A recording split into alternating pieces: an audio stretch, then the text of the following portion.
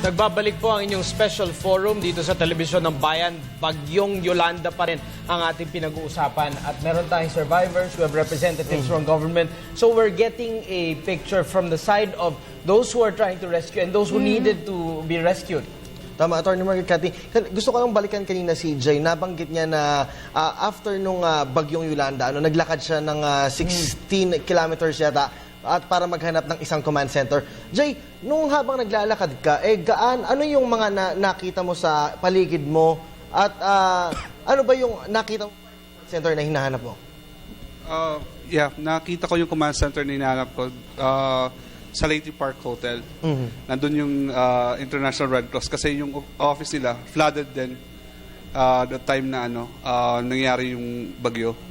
While walking, galing sa area namin, the next barangay, which is Kugon, there's place na tawagin is San Fernando. Washed out yung lahat. Wala kang makikitang bahay na nakatayo. Or even like post na lang ng bahay. Wash out talaga yun siya. Wala kang makikita. Tapos, dead people habang naglalakad ka papunta doon. Kasi ako, naka-boxer shorts lang ako, tapos may bike kami, pero pagdating ng Tacloban, inaagaw sa amin ng mga nagmamab doon. Okay. Jay, hindi ka ba nag-alala? Dahil alam mo naman na merong warning na inilabas ang gobyerno kaugnay nga nung malakas na bagyo. Hindi ka ba nag-alala para maglakad or, suungin kung ano man yung dapat suungin sa kabila nung pagbibigay ng warning pa rin ng gobyerno natin? Pagkatapos na kasi yun yung nung bagyo, I was at home preparing for, helping my mom. Pero yung sa nung time na after na naglakad ako papunta ng Tacloban, that was after nandun na ako sa after na ng bagyo.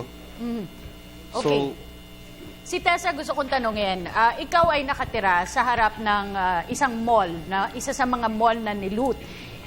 Ito bang tinitirahan mo, ay sa tansya mo, ilang kilometro ang layo mula sa seashore? Sa San Jose Park, going to the airport, malapit na yon. Mga ilang kilometro? 5, 3 kilometers? Hindi, less. Okay. Pero paglabas ng warning kasi, hindi pa kami binaha sa area. Kahit yung before na mga binabaha na sa ibang areas, sa area namin hindi kami binaha. So parang sa amin, wala. So hindi nyo inaakala na mga 3 kilometers away from the shore ay Yes. aabutin pa at papasukin ng dagat? Yes, oo. Pero pinaliwanag ba sa inyo na magkakaroon ng storm surge, Tessa? Yes. And we actually know kung ano yung storm surge. It's just na, siya, yung parang, hindi siya, if you never live through it, hindi mo siya ma-imagine kung how it's going to be. Iba yung na-imagine mo until it actually comes and then, mahina pa nga sa amin kasi inland na kami. Pero still, umabot siya hanggang sa ilong ko. Pero buti mataas yung bahay namin. Sa ground level yon. So, pag umakyat kami, okay kami. I know that mataas talaga sa ibang areas. So alam nila, they've been warned, pero hindi nila alam kung hanggang saan aabutin inland. Yun nga, Mark, meron tayong na-interview na geologist nung isang araw, meron tayong na-interview na mula sa NDRRMC at maging yung isa sa mga gumawa ng Project NOAA. It's very hard to predict daw po kung hanggang saan papasukin ng storm surge. Kasi meron water absorption capacity of the drain system, etc. Yung mga slope pa. Pero ito nga, wala na nga tayo. Nangyari na nga po yan. Kasi gusto ko itanong kay Ma'am Olivia Tew. Hinanap ni Jay ang command center. Alam po natin, SOP sa crisis response or mga ganitong klaseng sakuna na mag-establish kaagad ng command center. Sa Tacloban City, isa sa pinakamalaking syudad, na-establish ba agad yon? Kasi alam po natin, meron ng mga cabinet secretaries ang napunta doon before pa po tumama ang bagyo. Yung PTV4, kami nandun na rin po bago pa po tumama ang bagyo. Pakilarawan po sa amin ano ang ginawa ng mga nandun na pagkatapos tumama yung bagyo. Okay. Siguro sasabihin ko lang ano na yung ginawa namin. na command center ay doon sa regional command ng Philippine National Police na sa Kampitik, pero medyo mataas yun kasi bundok yun. Unfortunately, yung aming command center na nandun na din yung aming communication center, media center, lahat-lahat na center ay nasira din po dahil sa hangin. Hindi po dahil sa tubig, kung hindi dahil sa hangin. So, nauna po silang nagkaroon ng casualty doon sa aming center. And so, right after, hindi pala, pagka Friday, parang medyo wala pa akong narinig kung saan yung aming command center. And so, the following day, Saturday, pero gusto ko lang pong sabihin na as early as 10 o'clock in the morning ng Friday, November 8 po, ay meron na pong nagluluting sa downtown. Pero yung ma'am, balikan ko lang, dun sa command center na nabanggit yun, meron kami nabaditaan na pati sa mga ilang command center ay merong namatay. Totoo po ba yun? Totoo po. Doon po mismo sa aming ginawang command center na dapat ay mataas siya. Kasi kampo po ito ng mga pulis. So lahat po, pati yung aming yung satellite phone na ibinigay sa PIA ng Smart ay in-install din namin doon kasi doon nga yung command center. And so, pero in fairness po, right after po nung matapos na po yung surprise naming lahat noong Friday, pagkaumaga po ng Saturday ay nagtayo po kaagad ng command center dito na po sa taas ng City Hall ng Tacloban. Ito po, ma'am, pakiliwanag lang po. Dahil si Jay kanina, Kathy, merong binabanggit na command center ng Red Cross sa isang hotel.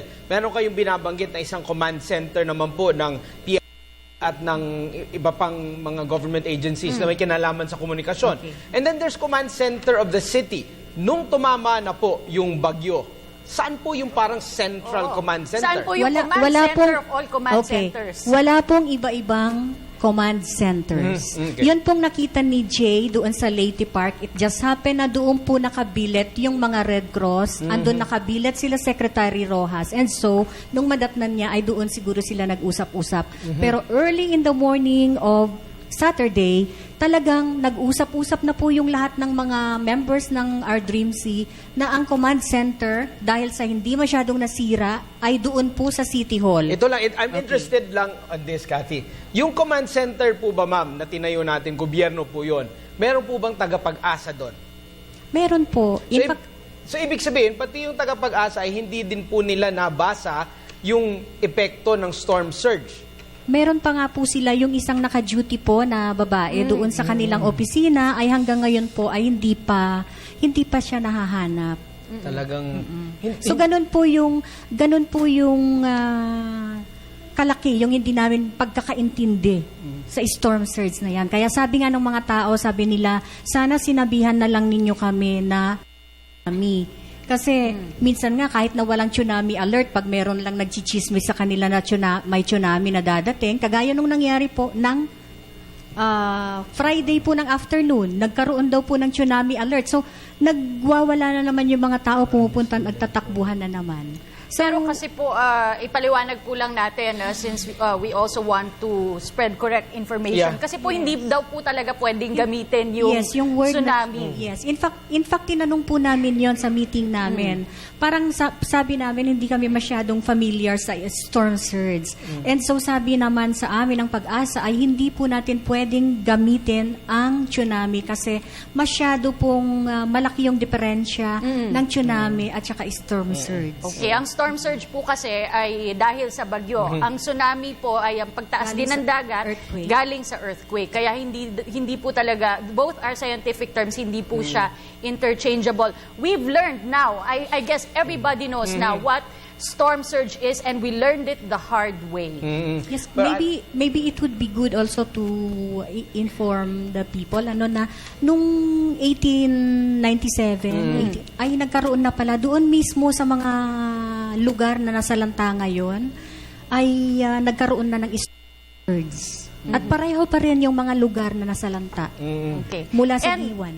And pagbangon nga po ang aim ng ating mga kababayan dun sa mga lugar na nasalanta at maging ng ating pamahalaan. Tatanungin na po natin yung DOLE. Katulong po sila ng ating mga kababayan sa muling pagbangon. Kanina po, ASEC, na-explain nyo na yung kalahati. Doon po sa mga natira pa, doon sa mga nasalantan lugar, yung mga trabahong binibigay nyo.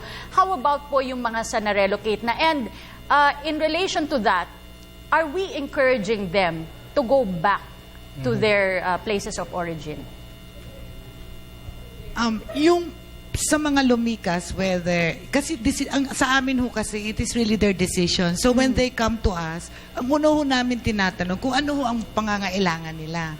Kasama na rin ho yung relief, yung paghanap ng bagong trabaho, etc. So, ang sa amin po, dapat po manggaling talaga sa kanila kung ano yung gusto nilang uring tulong. Ang nag-utos na po si Kalihim Baldos as early as last week and has put on alert lahat po ng aming regional and field offices. They have set up assistance desk and centers in our offices na makakapagbigay ng lumikas ng Leyte and other afflicted localities at makatulong sa kanila.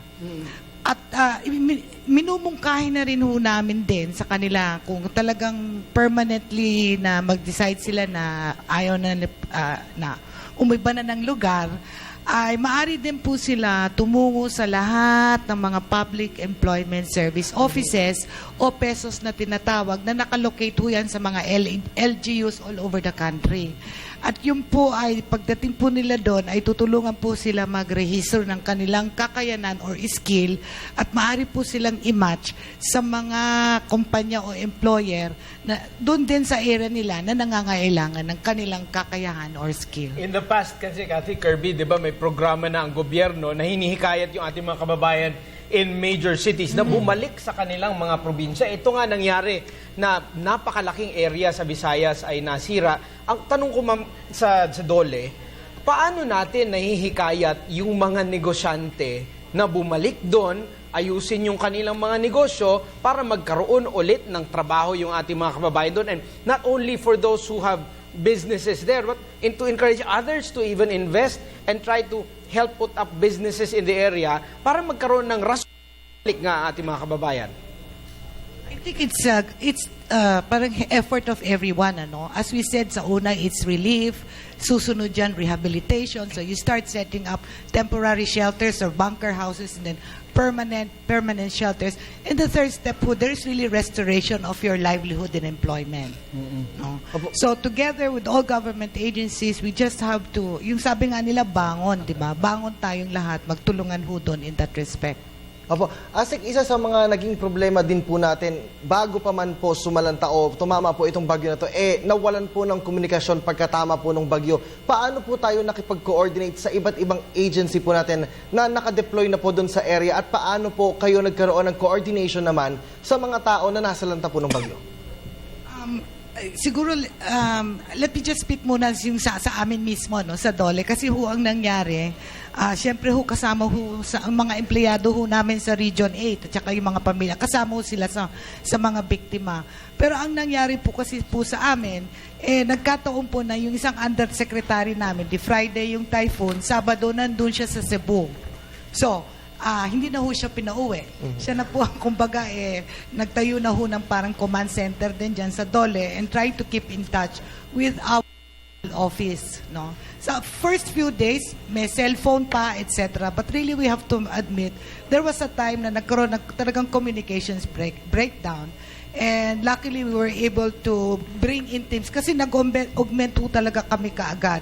We brought in teams from our central office and nearby regions. As soon as Tacloban, you could enter Tacloban, we brought in generators, etc. So that we could, first things first, is, of course, assistance, account for our own people. Siyempre, kasama na rin yan. Help with the relief operations and re-establish communications, which we are also able to do kasi nakahiram din po kami ng sat phone from Smart. So, the next step was really to clean up once we saw that our employees were and their families were also safe, all of them, by the way, have already reported back to work. And therefore, now we can start extending services ho sa iba. I want to ask Tessa, kasi nga rehabilitasyon, muling pagbangon, ang goal nating lahat, tulungan ang mga apektadong lugar.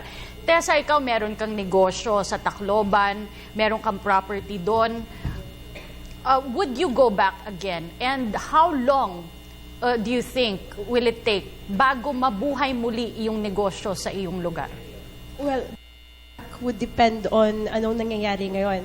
Kasi yung business ko is commercial real estate. So, dependent ako sa ibang businesses. Buti yung sa retail, as long as they have capital and they have stock, they can go back there.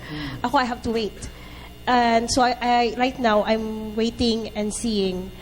And if it takes months, or weeks sana, hopefully. Pero if it takes months, I will have to find something else muna kasi walang pumapasok na pera, di ba? Puro labas dito sa Manila.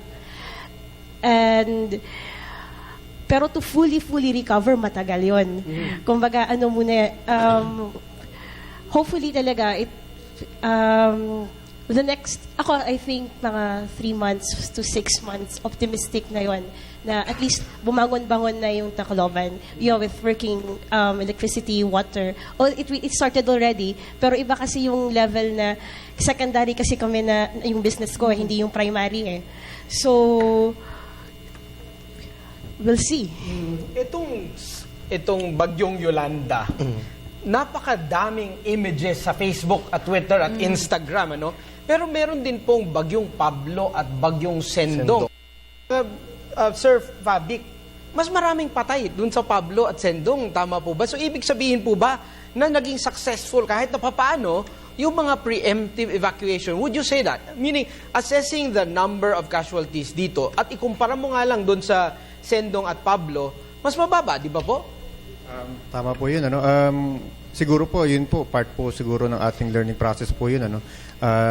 Kumbaga po, natututo tayo at nakikita po natin na taon-taon, palakas ng palakas po yung bagyo po na dumadating sa atin. Kaya siguro ito po ay napaghahandaan na rin po natin at sa dami po ng sakuna na nararamdaman po na-experience po ng ating kababayan na in a way po napaghahandaan po natin to. Kaya po siguro medyo bumaba po yung ating casualties. Kasi 4,000, mukhang sa Pablo lang 10,000 ba o mas mahigit pa ang damage nung Pablo. Tanungin natin si Jay. He lost 40 of his relatives. Binaha yung inyong bahay. It was a narrow escape for you. Ikaw ba, babalik pa? Given this can happen again during your lifetime. And even before this, talagang bagyuhin yung inyong probinsya. Yeah. Siguro babalik. Pero magstay doon ng ganun katagal. Hindi na siguro. Meron kasing trauma eh. Kumbaga, neighbor namin nawala or something like, kumbaga, washed out, total washed out. Total washed out siya. So talagang, hindi advisable yung magstay ka muna doon due to trauma.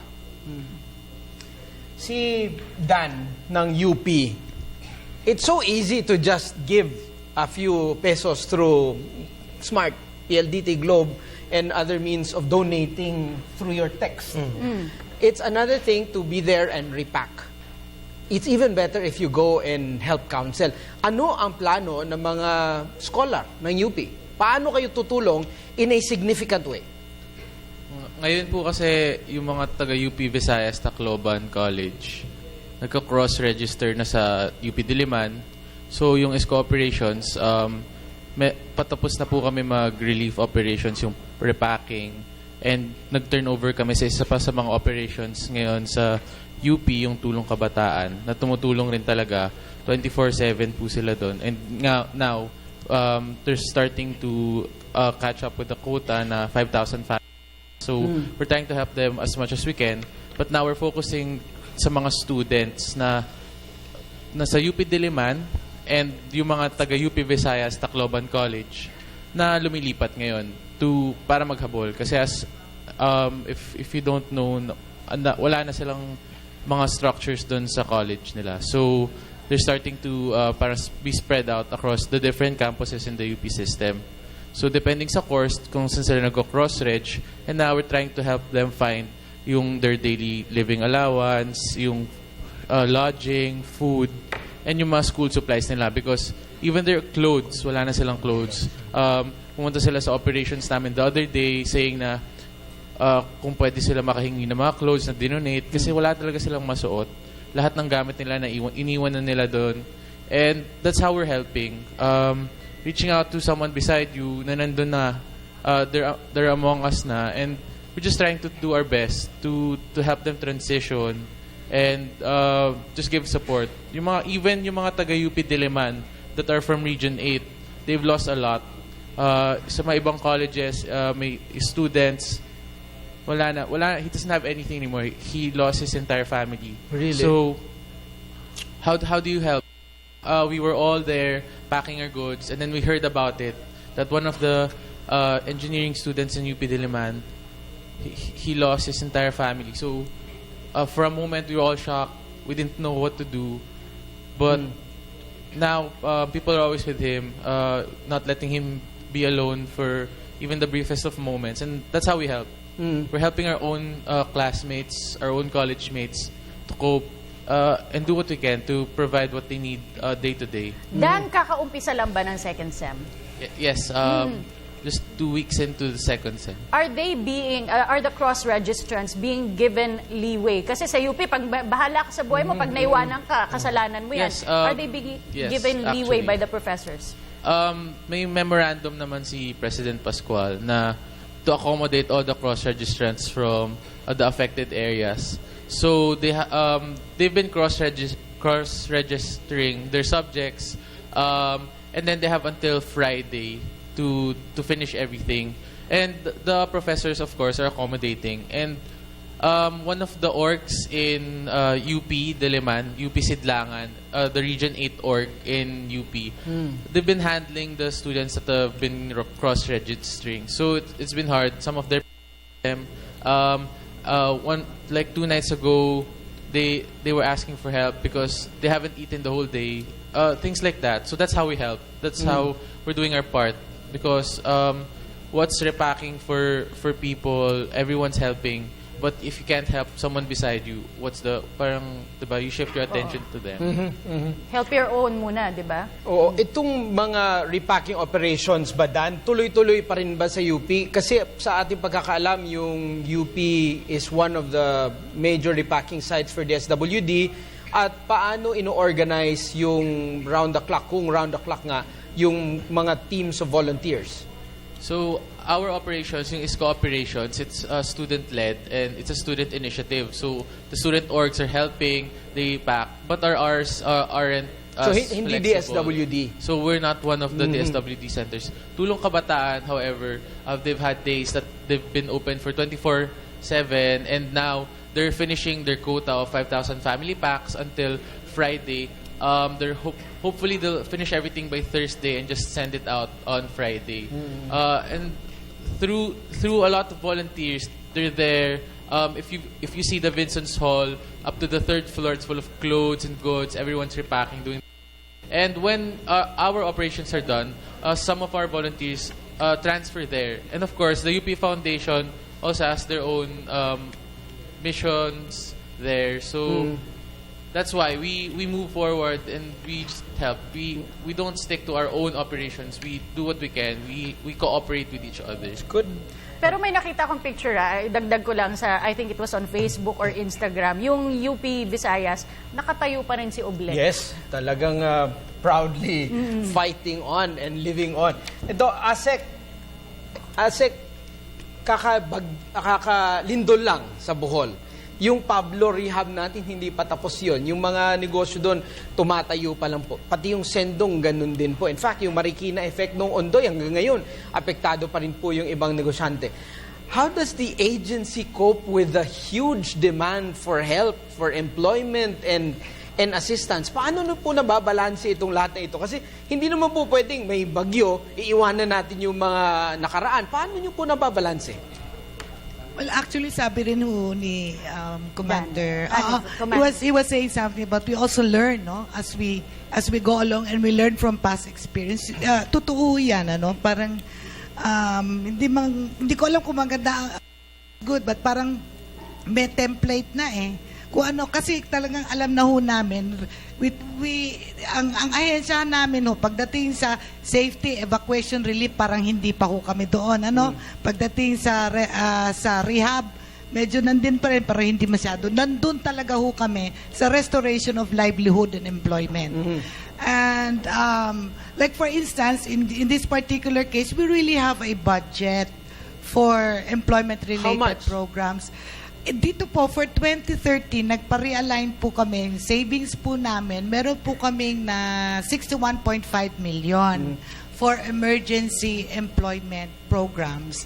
Ito ho, naka-allocate po ito for devastated areas. So 50 million of that is going dito po sa yung victims ng Typhoon Yolanda. Tapos yung meron din doon yung sa Bohol earthquake. At sabi po talaga yung sinabi po ninyo, doon ho po sa South, hindi pa rin ho talaga. Sa Pablo, hindi pa rin ho tapos. So tuloy-tuloy ho talaga yung tulong na yan. Walang tigil, ano? Attorney Mark, Kati, balikan ko lang si Commander. Kaliwat kanan na po, Commander, yung pagdating ng tulong from international community. Sir, paano po ang coordination ng pagdating po ng mga doon po, lalo na po yung mga galing po ng mga seaport at yung galing po sa mga airport. Sir, paano po yung coordination nito with the Army at sa ating pong ahensya, sir? Actually, Kirby, hindi lang po sa local po, no? Kung pinag-usapan po natin ng may mga pati po yung mga foreign navies, foreign armed forces po, dumarating na rin po. Ang AFP po is nagtayo po ng multinational coordinating council to address that problem po. So, parang coordinating body po siya para po sa lahat po ng efforts, hindi po tayo kakanya-kanya. At kung saan po gusto natin magtumulong, doon po. Kumbaga, ito po yung sasagot po para lahat po is coordinated. Itong tumutulong ng mga bansa, Kirby, merong in-kind, meron ding cash. Ang interesado ako dun sa cash dahil napakalaki na nung cash Interesado na bumabak. ka sa cash, Oo, interesado ako sa cash. So gusto ko itanong kay Ase Calzado, paano natin gagamitin yung cash? At sino ang magdidesisyon kung saan ilalaan yung pondo na galing sa Amerika? Sila ba o tayo?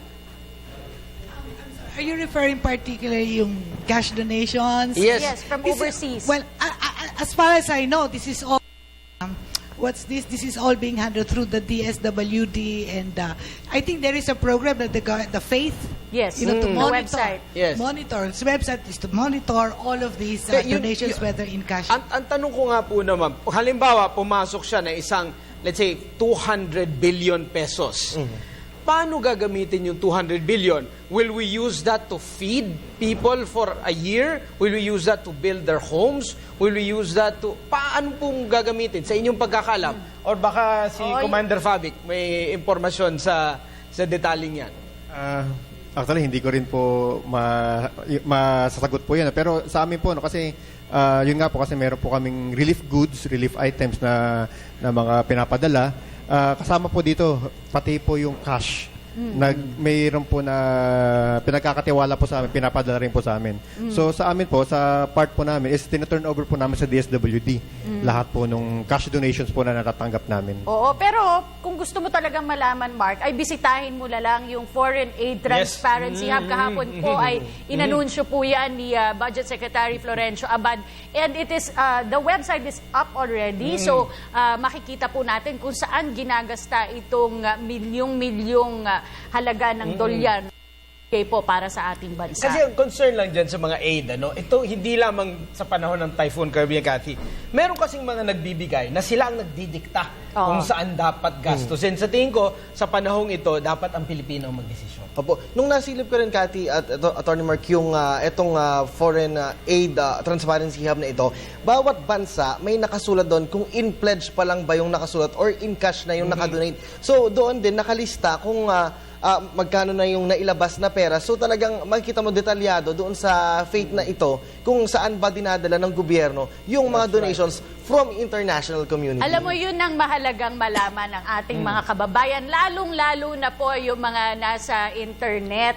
Kasi sinasabi nila, oh, ayan, bilyon-bilyon, nasa na? Kasi po, yung mga iba, pledges pa lang po yun, hindi pa po yun na ibibigay sa atin. At para malaman nyo po, dun nyo po yan maaaring makita. Gusto ko tanungin si Tessa. Tessa, sa iyong perspective bilang isang negosyante, ano ang pinakamahalagang tulong na pwedeng ibigay sa iyo ng gobyerno sa business sector? Dahil as you recover, your employees recover. As you recover, the communities around you recover. Coming from the business sector, it's going to sound a bit heartless, no? Kasi kailangan ng pagkain and everything. But from the business point of view, yung business sector, lang ngayon. Pag retail yung business mo, na-loot na yung goods mo, yung capital na ginamit mo para bilhin yan, inutang mo lang yan, kailangan mo ring bayaran yan. What would really help, I think, would be some loans din siya, low interest loans to help the business people start on their feet again. Kasi mabalik din naman yan. And once the businesses are going, may bibili na ng pagkain, may jobs na. And nagsimula na uli yung economy niya. So, personal opinion. Si Jay, kayo ang boss ng ating pamahalaan. Para sa'yo, ano ang kailangan mo para makabangon muli? Well, right now, siguro food, shelter. Kasi yun talaga yung importante. Yung basic needs pa rin. Kasi para sa amin, regular employee, di ba? Usually, yun lang talagang needs. Food, shelter, at saka water. Yun lang. Kasi yun ang pinaka-importante. Sa lugar kasi namin, yun ang wala. Ma'am Olive, yes. Yun ang wala. Wait, follow up on that. Hanggang ngayon ba? Are you in touch with others who are left in Palo? Hanggang ngayon ba? Wala pa rin? Sa lugar namin, bihira daw ang relief. Kasi nag-text yung pinsan ko. And yun lang talaga yung problema. Wala talagang makain ng mga tao doon. Hanggang ngayon, Kasi yung pag-distribute nga, nabanggit kanina, is a challenge. Kaya ito siguro, pag-usapan natin maya-maya. Gusto ko itanong kay Ma'am Olivia Q, Ma'am Olive, narating na naman po, pero hindi po talaga sapat na talagang buong taon na siya. Sa iyong pagkakaalam, ano yung frequency ng pagpapadala ng relief goods on the ground?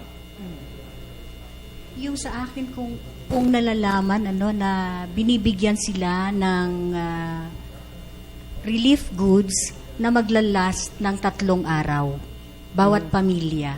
At yung report po ng aking staff kanina na kasama na doon po siya talaga naka-detailed sa NDREAMC sa command center ay lahat po ng mga barangay ngayon ay kanya-kanya na po yung pag-distribute. In other words, hindi na po yung galing mismo sa Tacloban yung ipinapadala sa barangay. Kung hindi, nailagay na nila lahat yung mga relief goods sa bawat barangay, sa bawat munisipyo na nangangailangan ng relief goods. So kung hindi po nakakarating yung mga relief goods sa kanila, dapat po siguro sabihan natin yung mga tao na yung relief goods nila ay i-deliver po doon sa kanilang barangay chairman. At yung barangay chairman kasama ng kanyang kagawad, sila na po yung nagdi-distribute doon sa kanilang barangay. So sila, Jay, kung talagang totoo na hanggang ngayon ay kulang pa rin ang pagkain, ay si chairman na po ang inyong sugurin. Nangyayari po ba yun, Jay, sa iyong impormasyon? Wala akong masyadong information tungkol sa pag-distribute sa chairman. Pero hopefully ganun lang ang mangyayari, di ba? Kasi talagang yun ang kailangan talaga ng mga Kasi first, yun ang dahilan kung bakit napunta ako ng Tacloban. Kasi kumuha ko ng mga gamot sa Red Cross last that Saturday. Pero pagdating ko dun sa Red Cross, wala silang gamot na maibigay. Kasi nga nabahagi. Sad to say, yun talaga yung Kasi yun na talaga ang pinunta ko. Antibiotics, kung pwede yung Oresol. Yung Oresol binigyan nila ako pero talagang pang 5 tao lang. Which is very kasi siyempre isang buong barangay bibigyan mo eh. 'Di ba? Yun yung yun siguro yung isa sa mga pinakamagandang gawin ng gobyerno, yung medyo naman kahit yung Red Cross na lang ready sila sa mga ganung kasi that time antibiotics wala yung Red Cross eh. Si ASEC Rebecca Calzado, ma'am, ang marami sa ating mga kababayan dun sa lugar, Catherine Kirby, ay nagtatrabaho sa mga nyugan or itong mga farms ng mga coconut. Marami sa Samar, marami sa Leyte, ang ganon. At marami sa mga coconut ay wala na. Talagang natumba ng mga hangin. Ano ang plano ng gobyerno? Whether coordination ba with DA na para maitawid yung mga empleyado ng mga coconut farms na yon or mabigyan ng alternative na livelihood yung mga nagtatrabaho doon? Totoo yun, napakaraming agricultural workers at alam mo natin lahat ng coconut trees halos lahat Wala. bumagsak. And even if you replant, it will take years before it will be At least 5 to bear years fruit. po ba? Yes. So we will really we will need to coordinate also with the Department of Agriculture kasi meron din ho kaming mga nakausap kung sabi nila, hindi ho ba pwede rin magbigay yung widespread distribute mga binhi or seedlings that they can plant for their own vegetables or even other fast-growing crops that they can plant, let's say, for their own sustenance and maybe also earn a little additional income from that. But we will really have to coordinate with the Department of Agriculture, particularly with regard to yung ating mga agricultural workers or farmers and pati yung sa fisheries, etc. Kasi yung sa amin is really mostly also yung mga wage workers. Yes. But as we said, this is a government-wide effort and therefore we have to see to that all are covered. Opo. Asek, isa pang concern ko, Attorney Margaret Cathy, yung mga documents na nasira at yun. nawasak, Ganda. meron ba tayong mga ipoprovide po? For example, syempre, isa rin po sa mga pangangailangan yan pag naghahanap ng trabaho, lalo na po sa Metro Manila. Ma'am, paano po natin isusolusyonan yung ganitong paraan? Thank you for raising that point. Good Kasi question. noon pa man ay nag-apila na po, sa una pa lang ay nag-apila na po ang aming secretary, si Secretary Baldoz, sa mga employers na kung maaari lang ay bigyan ng espasyo, pag sumite ng mga aplikante ng kanilang mga tinatawag na supporting documents. Kung maaari lang, they rely initially on what, let's say, they put in the application form, perhaps subject to verification, but to give them time, or at least probably to waive it for a while. But beyond that, we know that eventually they will have to reconstitute their employment-related documents. And yung mga basic natin po na SS number, pag-ibig number, PhilHealth, etc., TIN, etc., and all that.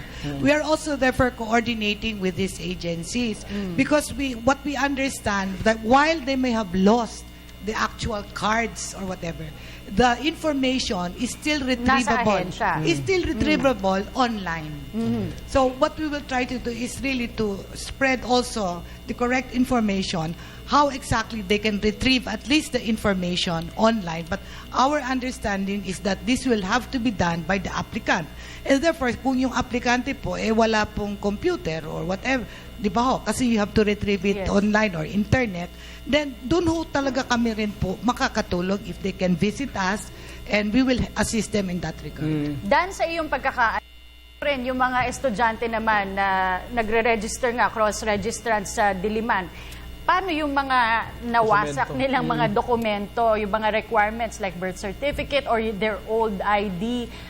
Meron ka bang alam kung paano ito ginagawa ng paraan para hindi naman ma-delay yung kanilang pag-graduate? We weren't informed of anything regarding their documents, but as far as we know, CRS has their data. So when they cross-registered, at least their basic information was there. And of course, they've been given leeway about yung mga other documents. So that's the only thing I'm not sure of because the primary concerns we were tasked to handle were their day-to-day needs. Yung Sa tingin ko, malaking concern dito, Cathy and Kirby, yung mga titulo ng lupa. Dahil kapag nawala yung mga titulo ng lupa, dadalhin mo sa korte. Anybody can say that it's mo yun. mine. Kaya gusto ko tanong kay Ma'am Olive, yung mga Register of Deeds po ba sa mga lugar na tinamaan ay talagang nabasa lahat at talagang mga titulo na yan, both original title at saka owner's duplicate. Na yung, siyempre, in possession ng mga... sira na po ba yun lahat? Yes, marami pong mga government agents sa Eastern Visayas. Isa na po yung sa aking Philippine Information Agency ang na-wash out po. Hindi lang na-damage, kundi talagang washed out. Wala kaming kahit isang papel na iwan doon sa office namin. Poste na lang at saka konting bubong yung naiwan. Kasi malapit na malapit po kami sa dagat. Yung mga, So, kasi yung repository po niyan, munisipyo, ma'am eh. Yung mga munisipyo po ba, nitong mga towns at yung city ng Tacloban, washed out po ba at pati yung kanilang mga records? Dahil dumaan po ako ng Ondoy, yung aming Civil Register of Deeds talagang naapektuhan din. Ang sample ko po sa bayan ng Tanawan, kung saan talaga, yun talaga yung bayan namin. Sa Tanawan po ay medyo bago pa yung kanilang munisipyo. Meron lang konting na alis na mga bubong, but intact pa rin po yung. In fact, ginawa po nila ito na temporary na hospital para sa mga may sakit sa Tanawan. At saka ang alam po namin, kahit na nasira na sa regional level, meron pa po silang kopya doon sa kanilang central office. So, kami po ay kaya nga po nandito din ako. Kasi gusto kong makipag-usap din dito sa amin dahil lahat na nga nawala. So, pati yung aming pagpasweldo ay hindi namin masweldohan yung mga tao namin. But I think there is one, na kailangan din natin tuunan ng pansin. Ito ay, kasi binibigyan natin ng debriefing yung ating mga kababayan, na nasalanta. But, tayo po na nasa gobyerno, ay parang medyo wala po tayong time na magpahinga. Dire-diretso po yung trabaho natin. And I'm glad that several government offices ay nagsabi na po sa amin na bibigyan nila ng debriefing din yung kanilang mga empleyado na kailangan din po natin lahat. Oo, lalo na yung involved sa search and rescue doon, yung mga policemen, yung mga firefighters, yung mga MMDA personnel. Wala na po tayong oras, hinga na lang po natin ng kanilang huling mensahe ang ating mga panauhin. Unahin natin kay J. Brian Lacandazo, isang survivor ng Bagyong Yolanda.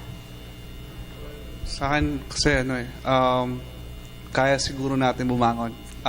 It's just being positive and being transparent sa lahat, especially sa government. Kasi kumbaga sa government umaasa ngayon yung mga tao. Yun lang ho. At huling mensahe naman ni Ma'am Olive Q, survivor, government employee na magiting na tuloy-tuloy. Wala pa pong debriefing, pero laban lang ng laban. Ma'am Olive. Okay. Yung pong aking na-observe, na talaga pong tayong mga Pilipino ay masyado pong resilient at palagay ko po, yung bagyong si Yolanda po ay hindi po siya magiging dahilan kung na hindi na po tayo babangon at aangat. So, ngayon po, ako po ay natutuwa na marami pong mga galing sa Tacloban, sa Leyte, na pumunta sila dito para ilagay lang sa safety yung kanilang mga pamilya, but bumabalik po sila doon at gumagawa po sila ng paraan para matulungan nila yung kanilang mga kaibigan at saka mga kababayan sa Leyte. Ngayon po ay marami po kaming nakikipag-ugnayan sa amin na iba-ibang grupo. Yung iba po sa kanila ay mga estudyante pa lang, yung iba ay galing sa abroad. Yung iba po naman ay nandito lang sa Metro Manila na everyday po ay meron po silang ginagawa para ipadala ang kanilang abuloy, ang kanilang tulong sa mga kababayan namin sa Eastern Visayas. Okay, maraming salamat po sa inyo, Miss Olivia Tew. At isang survivor pa rin mula sa Tacloban, Tessa Jane Pang Saksi. The city, tapos kami, family, and everybody in Tacloban and yung mga areas na nasalanta ng bagyo, we received so much help and support and concern. Salamat. And we hope na this continues on united yung Pilipinas. Maraming salamat, Tessa. At mula naman po sa hanay ng Philippine Navy, ang kanilang spokesman, Lieutenant Commander Gregory Fabi. Ang inyong Philippine Navy po ay lagi po nandito. Tutulong po ito sa inyo. Ito po ay kasama po sa aming sinumpaan na to protect the Filipino people. At itong pag-protect po na Filipino people, nakaakibat po dito yung service, yung serbisyo po sa bayan. Sa mga nasalanta o yung mga bagyo, ang inyong Philippine Navy at ang Armed Forces of the Philippines in general, sasamahan po namin kayo. Bumangon po. Maraming salamat po, Lieutenant Commander Fabic. At mahalaga po ang tulong at malaking tulong ang mga volunteers. Isa po sa kanila, Dan Guzman, ang pinuno ng UP ISCO Operasyon. Tuloy-tuloy po yung tulong na binibigay po ng mga students sa UP from Visayas, from Diliman, from all the campuses po. Kanya-kanya pong tulong. Marami pa rin po nagtatanong sa akin kung paano sila makakatulong. And sa mga paraan na yon, in their own way, ang dami pong dumadating na help. And ngayon na nandito na yung mga nangangailangan talaga, yung mga cross-registrants namin, yung mga kapwa naming scholar ng bayan, talagang naapektuhan. Nandito po talaga lahat, nagtutulungan po. Ibang klase po talaga yung naranasan namin over the past few weeks po talaga. At isa naman sa tutulong para makabangon, makahanap ng trabaho at lumago uli ang negosyo mula sa Dole, ASEC Rebecca Calzado. Ang inyong kagawaran, Department of Labor and Employment ay bukas at handa na magbigay ng anumang tulong sa mga nasalanta ng Typhoon Yolanda. Gusto ko lang iparating din na nagtaas na rin po ng bandera yung aming regional office in Tacloban City as a symbol na they're already fully operational. Nag-flag ceremony na po sila, nakashort nga lang at saka mga nakachinelas. But nonetheless po, they're already fully operational and ready to serve. Marami pong salamat. Sa pagharap po ng Pilipinas sa bangungot na dinulot ni Super Typhoon Yolanda ay nagpapasalamat ang buong bansa sa mga tulong na ating natanggap para sa rehabilitasyon ng mga nasalantang probinsya sa Visayas. Sama-sama po nating ipanalangin na muli tayong gabayan ng may kapal sa ating misyong tulungang bumangon ang ating mga kababayang nasalanta ng bagyo. Ako, si Cathy San Gabriel. Maliban po sa mga donasyong na ipapadala natin sa Kabisayaan, malaking tulong rin po sa mga kababayan nating nasalanta na alam nilang nandito ang buong bansa upang tulungan silang muling tumayo sa pagkakasadlak na ito. Atin pong tandaan na ang hamong ito ay mapagtatagumpayan ng ating bansa kung lahat ng Pilipino ay naniniwalang kaya natin itong alpasan. Ako po, si Kirby Cristobal. Buhay, ari-arian at mga pangarap. Sa mga tinangay ng Super Typhoon Yolanda matapos nitong hagupitin ng Pilipinas. Ngunit sa kabila ng lahat ng mga ito, wala nang ibang inaasahang makita ang lahat, kundi ang muling pagbangon ng lahing Pilipino. Isang tanda na ang lahing ito ay hindi kailanman susuko sa kahit na anumang hamon ng buhay. Ako po si Attorney Mark Astrodes, naway nakatulong po ang inyong 1.5 oras na pagsama sa aming talakayin ang mahalagang isyong ito. Ito po ang Super Typhoon Yolanda, PTV Special Forum.